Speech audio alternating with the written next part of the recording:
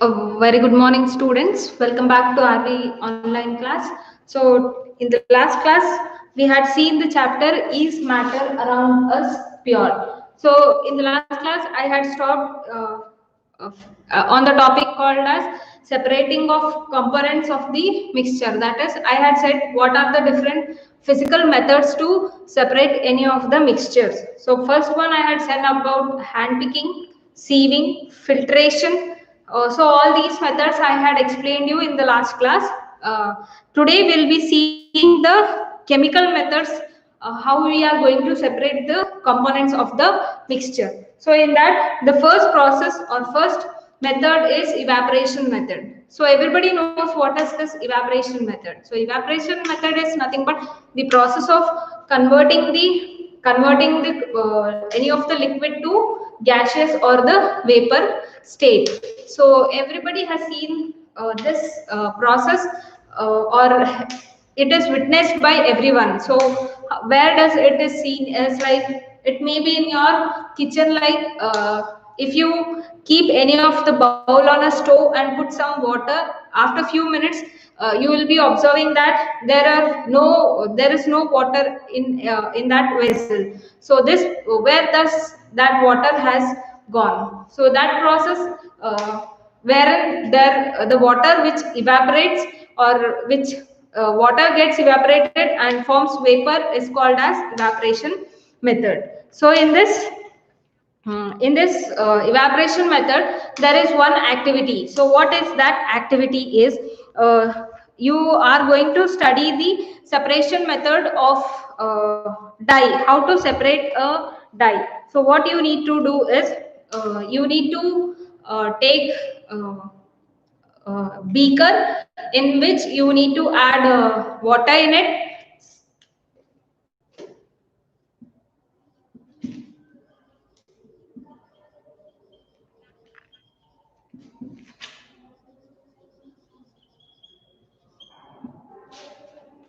So where you need to take a beaker, you need to add water, then you need to take a plate wherein you need to keep some of the ink, some quantity of ink in it. So what you need to do is, you need to heat the ink. So ink should not be heated directly. With the help of water, the ink gets heated up. So after few minutes, when you continuously heat that, you will observe that you will see only the ink color which is left, but all the water which is present, it gets evaporated.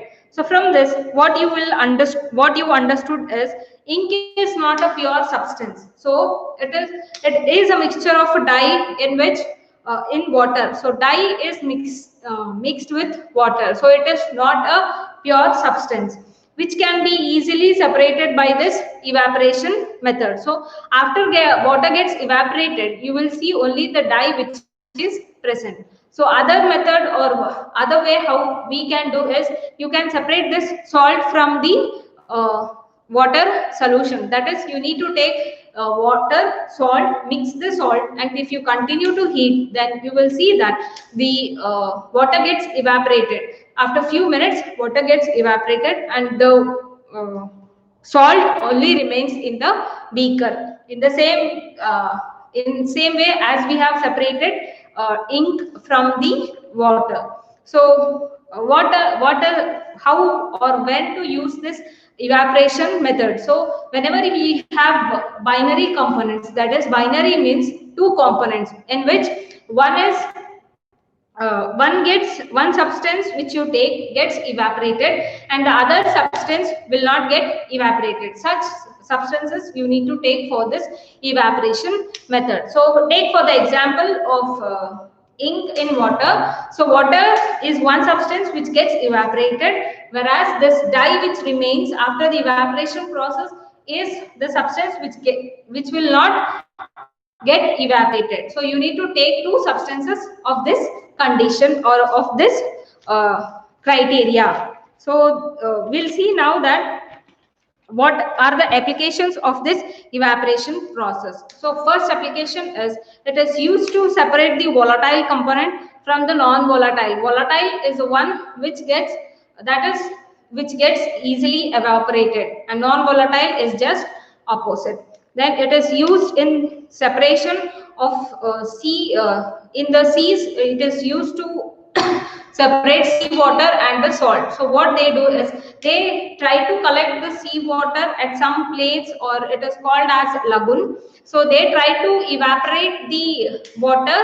Then after few days or few months, you will see that the water gets evaporated and there is a formation of salt. So for the salt which is formed is taken for the further process or further purification. So this is how the evaporation process is used in separating the salt from the seawater, or for the process of preparation of the salt.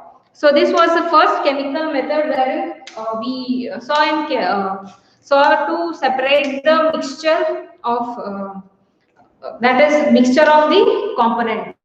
So the next one is centrifugation method. So centrifugation method, you have seen it in your homes, like your mom making uh, uh, cream from the buttermilk. So what does she take? What does she do is she takes the buttermilk and she puts that buttermilk in a grinder, and when she grinds, you will be seeing a small ball-like substance which is formed on top of this buttermilk. So that is nothing but a cream, and the buttermilk is left below. So that process is called as centrifugation method. So in large industries where they want to churn this buttermilk, they use this centrifugation method. So what they do is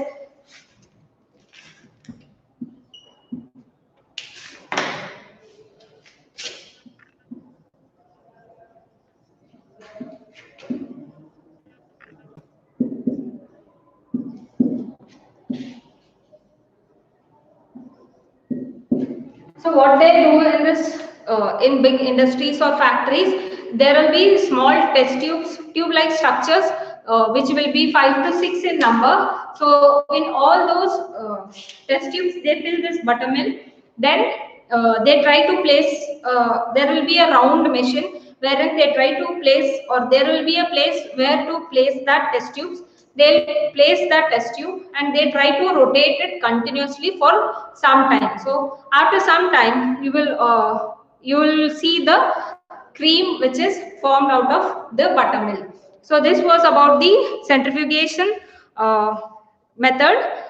So they try to rotate at very high speed. So what do you conclude is, when this milk or a buttermilk is rotated at high speed, then there are suspended lighter particles which contains these fats and proteins. They try to bind with each other, forming a cream-like structure, and it is separated from the buttermilk or the milk. So even this milk is also done in the same way. So this method, this cream which is lighter in weight, it will float on the over the skimmed milk or the buttermilk, which can be separated very easily.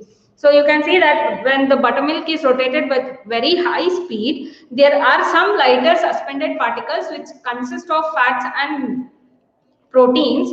They bind with each other such that they form a cream-like structure, and this cream-like structure, which is lighter in weight, it will float over the milk or the buttermilk, which can be easily separated. So this was about the centrifugation method. Then the applications of this machine, this method can be easily observed in our homes, like it is used in washing machines. So when the wet cloths, they are tried to dry. So even the washing machine, it is the same method which is used, that is centrifugation method. So other application it is used in diagnostic labs for testing the cholesterol level in the blood, or for the urine test. They use this centrifugation method. Then the third one is, it is used in dairies for separating the cream from the milk or butter from the curd.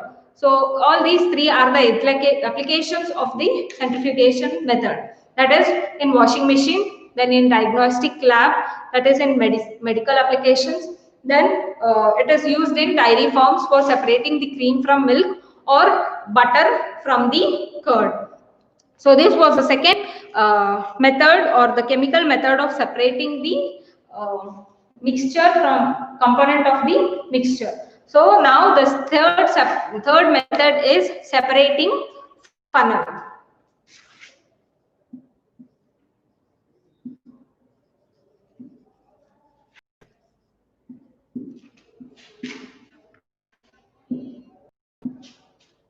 So this method is it is used in two when we take two substances which are insoluble, that is immiscible in nature. Take for example oil and water. So you can see that when oil and water are mixed, they won't get mixed or they won't mix properly or they won't mix at all. So there will be a formation of two separate layers between the oil and the water. So for that substances which are immiscible in nature, we use this separating funnel to separate the different components of the mixture.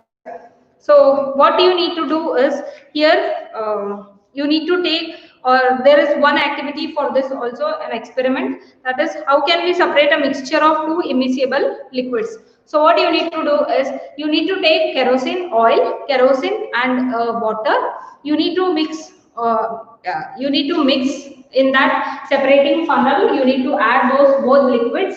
Then you need to allow that separating funnel to stand so that it forms two distinct layers. So you need to allow for few minutes that separating funnel stand for few minutes, so that you can see that there are two different layers which are formed distinctly. So after that, what you need to do is below that separating funnel, you need to take a beaker which is clean or cleaned properly. So you need to place that beaker below this separating funnel.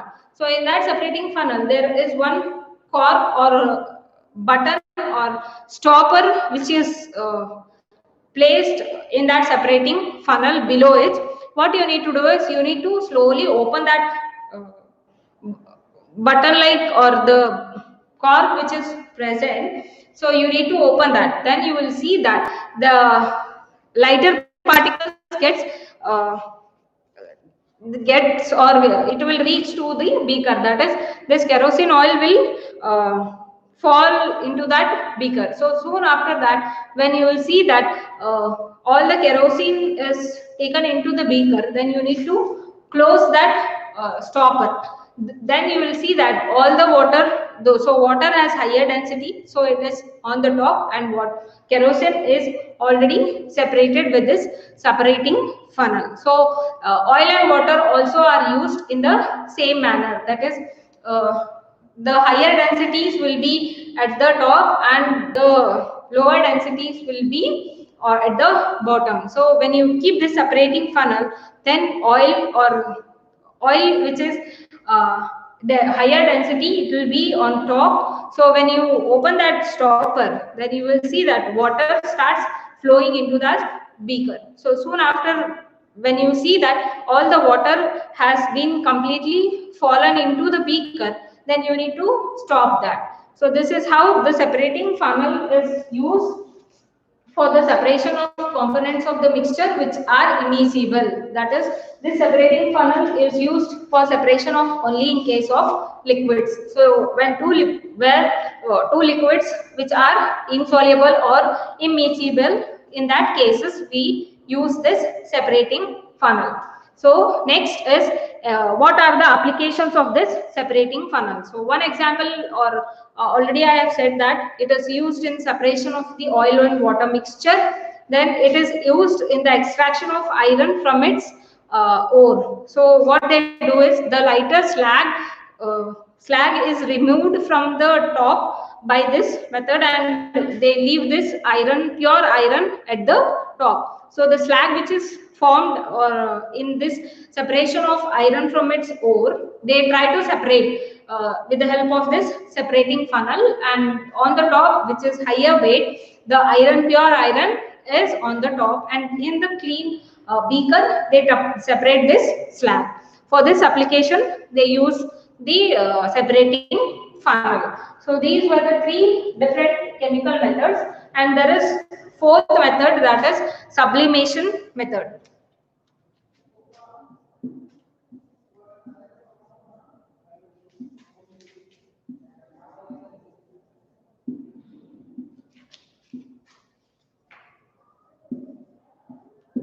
So this is the fourth chemical method which is used for the separation of the mixture of components of the mixture. So this method you have already studied in chapter 1, that is how to separate this ammonium chloride, wherein we took the ammonium chloride, that is salt and ammonium chloride. We took the ammonium chloride in plate. So we took that to heat this ammonium chloride and salt. Then you will see that ammonium forms ammonium chloride. It will form the vapors, and vapors will be coming out of that funnel, and the one which you see in the plate is the salt. So the same example is here depicted, or the activity which is given is also the same, that is on heating. What does this sublimation method is? On heating, whenever you heat any of the substances directly convert into solids to liquid. So in this sublimation, the solid is getting converted into gas. So on heating you will see that any of the solid gets converted into gas. On cooling, again this gas is again converted into solid. So this is the process of the sublimation method. So you can go back to that point or in first chapter, wherein we have taken this in a plate, we have taken salt and ammonium chloride. Then we have taken the funnel and placed the funnel in inverted form. That is, we have taken this salt and ammonium chloride and we have placed this funnel in this manner. Then we have tried to heat this funnel. Then what happens is, if you continue to heat, then this ammonium chloride forms the vapors and it comes out of this funnel, and the only substance which is present is salt. So this method is called as sublimation method. So what are the different types of sublimate? We have already seen, that is anthracene, iodine, camphor, naphthalene. In that chapter also I have given this examples. So these are the examples of the sublime, that is iodine, camphor, naphthalene and anthracene. So this was about the sublimation method. That was the fourth method. Then next method is fifth method, that is chromatographic method.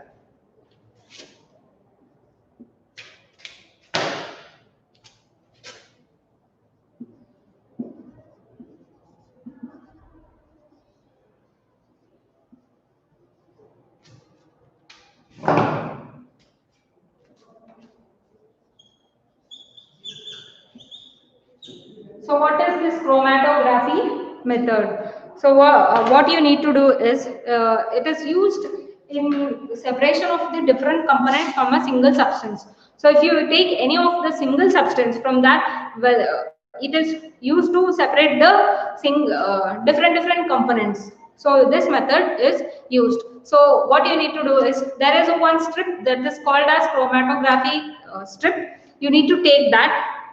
Then that will be a strip line in this manner. So with the help of pencil, you need to mark a point. So on that line, you need to drop the few drops of the ink. Then this chromatography strip, or this strip, it will be like a filter paper. Then you need to place this in that chromatography machine. So where it will be a layer completely filled like glass, right? So you need to place in this, so which contains water under this. So when you place this strip into the water, so some of the ink tries to dissolve in water and it forms the color of the water color changes, and you will see that this ink also tries to spread all over the paper. So after, you need to fix this undisturbed with the help of pins. So after a few minutes, you will observe that there are 3 points which are formed uh, on this paper or in this filter paper or the chromatography strip. So what do you observe from these 3 drops? So the water color also changes, and the water which is also tries to dissolve with the help of this, and the filter paper or the color of this filter paper or this color will flow all over this filter paper. So what the observation you do is, the ink which was black in color, it had 3 different components in it. So what the result you can infer from this experiment is, the given sample of black ink had 3 different dyes mixed in it. So 3 different dyes were used. 3 different dyes were used in making this black ink. So in such cases where a single substance, that is ink, is used to separate its 3 different dyes, so this chromatography method is used for this separation. So this was the 5th method. So the last method is the distillation method. So what is this distillation method? We'll see in the next. Here in the chat, it is given as how can we separate a mixture of 2 miscible substance. So what does this miscible substances mean? 2 substances which are soluble. So with the help of the distillation method, we use this distillation method for the separation of 2 components of which are miscible in nature. So what do we do is,